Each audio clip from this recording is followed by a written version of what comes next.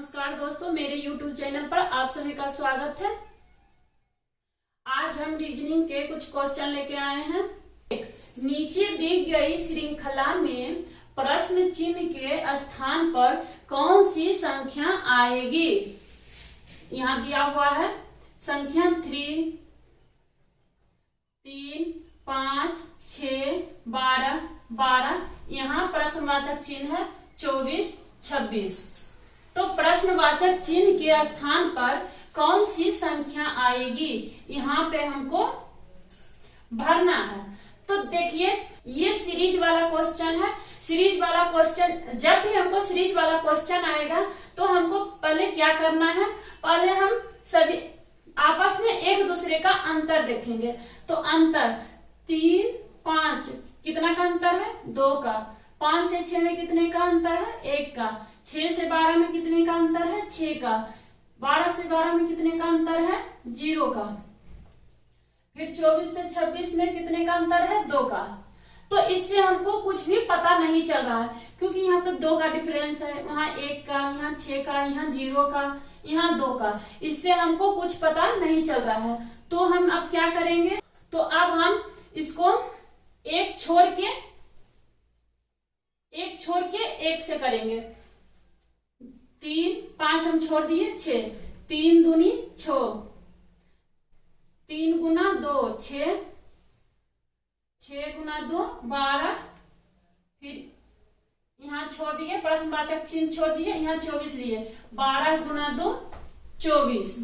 इसके आगे संख्या नहीं है। तो यहाँ हमको मालूम हुआ कि दुगना दुगना करके लिखा गया है। 3 का 2 गुना किए 6 हुआ, 6 का 2 गुना किए 12 हुआ, 12 को 2 गुना किए 24 हुआ।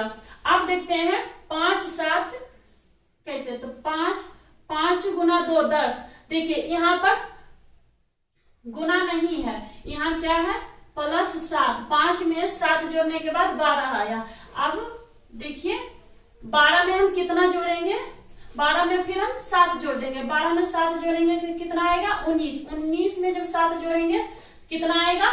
26। Option number A.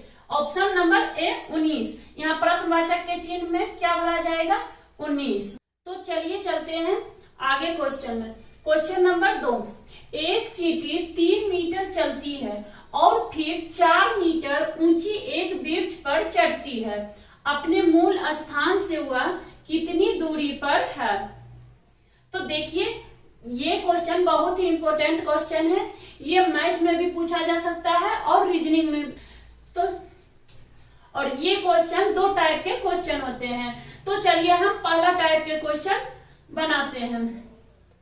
तो क्या है? एक चींटी, मान लीजिए ये चींटी है, मान लीजिए ये चींटी है।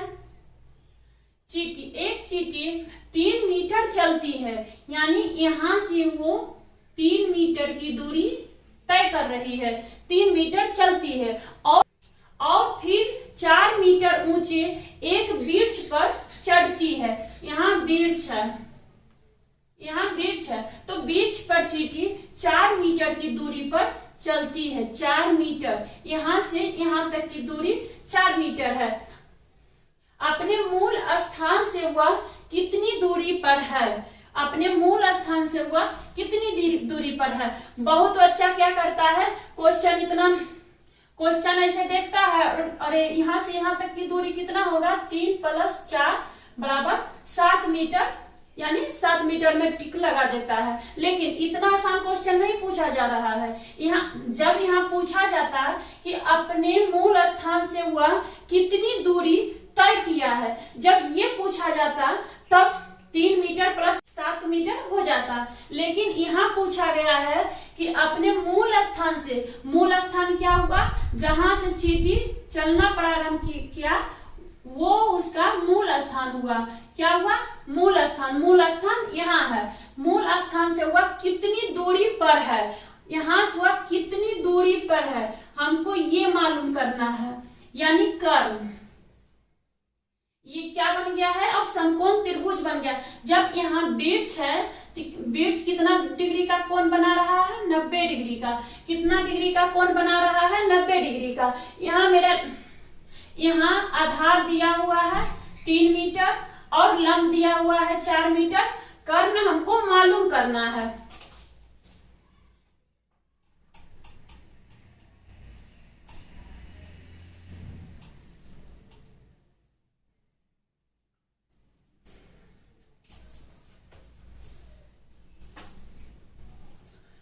तो कर्ण हमको मालूम करना है। कर्ण हम कैसे निकालेंगे? कर्ण बराबर सूत्र होता है, कर्ण बराबर रूट अंडर लंब स्क्वायर प्लस आधार स्क्वायर, आधार का स्क्वायर।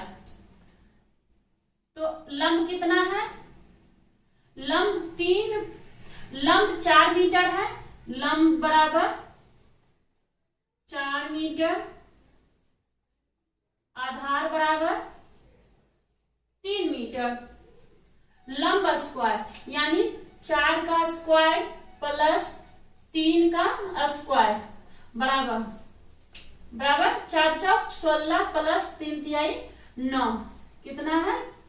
16। अब 9 को जोड़ेंगे तो कितना आएगा? 25। जब 25 को हम रूट से निकालेंगे तो कितना होगा? 5, यानी 5 मीटर। Option number A.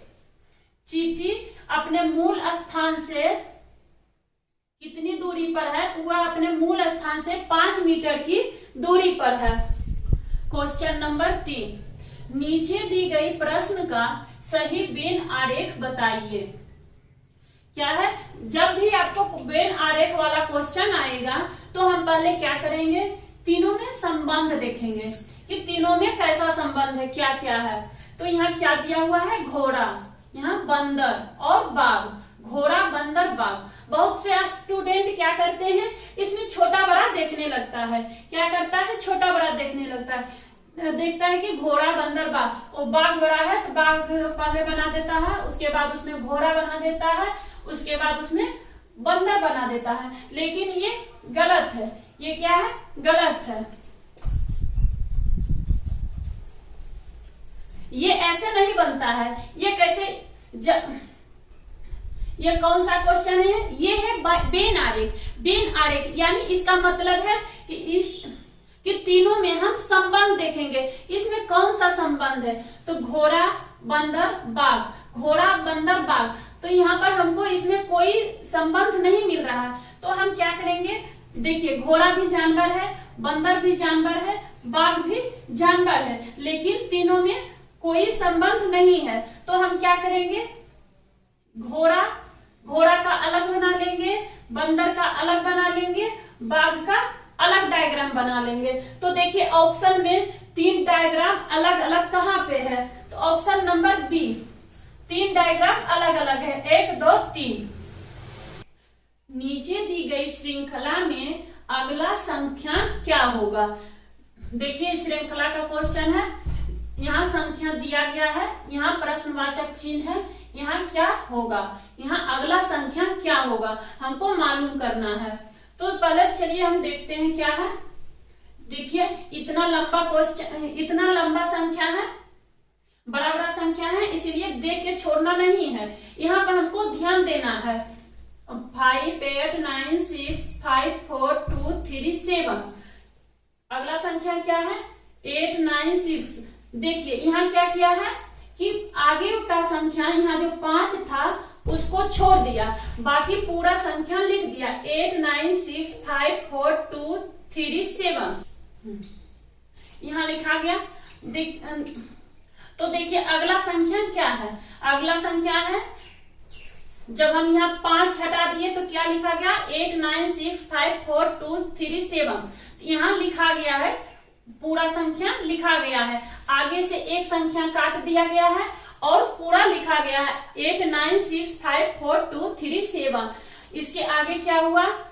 8, 9, 6, 5, 4, 2, 3 यानी पीछे लास्ट वाला संख्या काट दिया गया है। यहाँ लास्ट वाला संख्या काट के यहाँ लिखा गया है 8, 9, 6, 5, 4, 2, 3 तक लिखा गया है और 7 काट दिया गया है। तो चलिए इसी तरह चौथा संख्या में क्या होगा?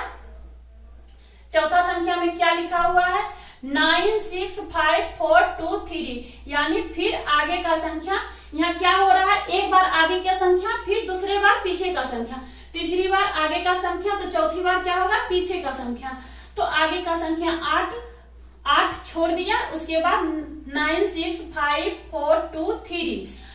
इसमें फिर क्या, इसमें हम क्या करेंगे, अब पीछे यानी लास्ट का संख्या छोड़ देंगे, तो कितना बचेगा, 96542 हम छोड़ देंगे। तो देखिए ऑप्शन में कहाँ है, 96542, option number D. Option number D मेरा सही जवाब है। कि आप लोग वीडियो को अच्छे तरह से समझ रहे होंगे।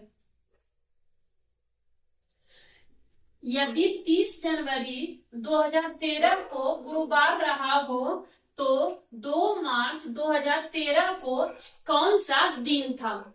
तो चलिए हम देखते हैं, 30 जनवरी यानी 30 जनवरी 2013 को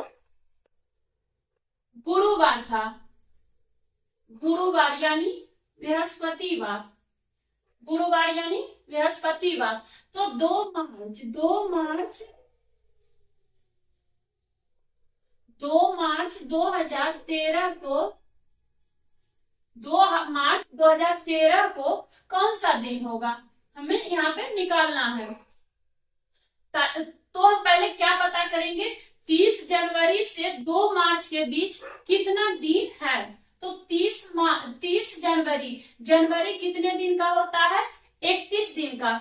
तो यहाँ 30 जनवरी दिया हुआ है, यानी एक दिन, जनवरी का एक दिन बचा हुआ है, जनवरी का एक दिन। फरवरी 28 या 29 दिन का होता है। जब लीप ईयर रहता है तो फरवरी 29 दिन का होता है, जब साधारण वर्ष रहता है तो फरवरी 28 दिन का होता है। तो 2023 को, तो 2013 लीप ईयर है या साधारण ईयर, हम इसको कैसे पता करेंगे। तो लीप ईयर पता करने के लिए हम उसको 4 से भाग देते हैं। जब वर्ष 4 से पूरा विभाजित हो जाता है तो वो लीप ईयर होता है, यानी फरवरी में 29 दिन का होता है।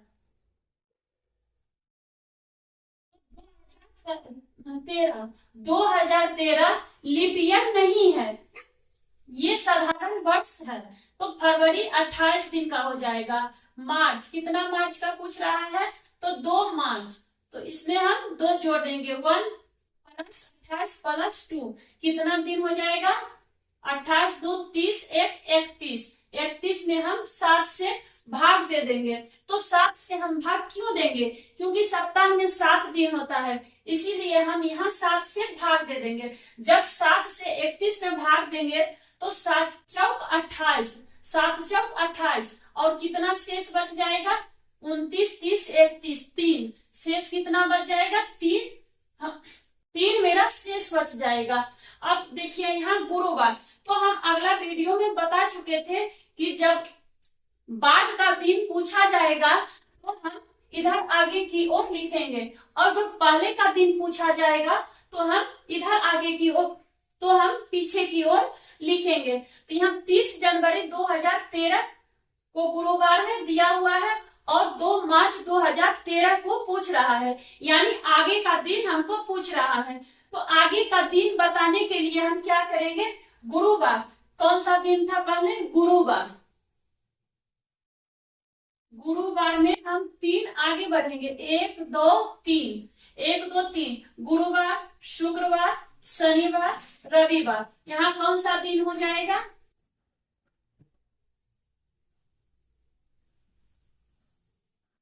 यहाँ कौन सा दिन हो जाएगा, रविवार। रविवार ऑप्शन में कहाँ है, ऑप्शन नंबर डी, रविवार। 2 मार्च 2013 को रविवार होगा।